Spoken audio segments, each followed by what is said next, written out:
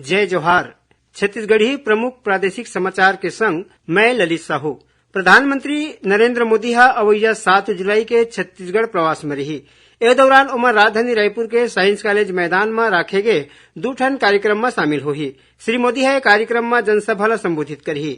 प्रधानमंत्री के अवि ले के भाजपा महिला मोर्चा रायपुर ग्रामीण के बैठका एकात्म परिसर में राखे गिस। राज्यपाल विश्वभूषण हरिचंदन हर राजभवन में सिंगल यूज प्लास्टिक ऊपर प्रतिबंध लगाए के निर्देश अधिकारी मन ला देहे।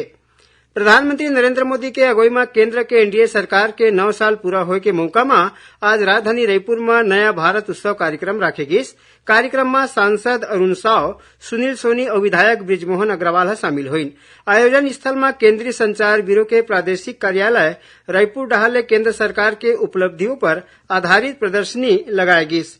प्रवर्तन निदेशालय ईडी है छत्तीसगढ़ में कथित रूप ले 2000 करोड़ रुपया के शराब घोटाला के मामला में आज रायपुर में विशेष न्यायाधीश के अदालत में चार्जशीट प्रस्तुत कर दे है। वन नेशन वन राशन कार्ड योजना के तहत राशन कार्डधारी मन के ई-केवाईसी ला अब 31 जुलाई तक करे जाही।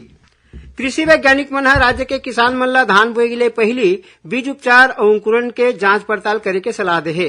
उन्हें प्रदेश में अब तक चालू खरीफ सीजन में 3,37,000 हेक्टेयर ले ज्यादा के भूइयां में फसल मन के बुआई कर ले गे है। राज्य मंत्रिपरिषद के बैठका ला 6 जुलाई के रायपुर में राखे जाही। ए बैठका पर आने विभाग ले प्रस्ताव मंगाए गए है। वाणिज्यिक कर मंत्री टी.एस. सिंहदेव आज रायपुर में विभागीय कामकाज की समीक्षा करीन।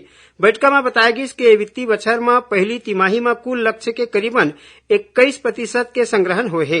राज्य मंत्रिपरिषद के बैठका ला 6 जुलाई के रायपुर में राखे जाही।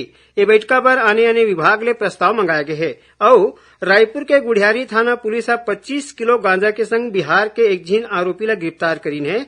जब्त करे गए गांजा के कीमत ला करीबन 2,60,000 रुपया बताए जाते है। ए तो रही अब तक के प्रमुख प्रादेशिक समाचार। जय जोहार।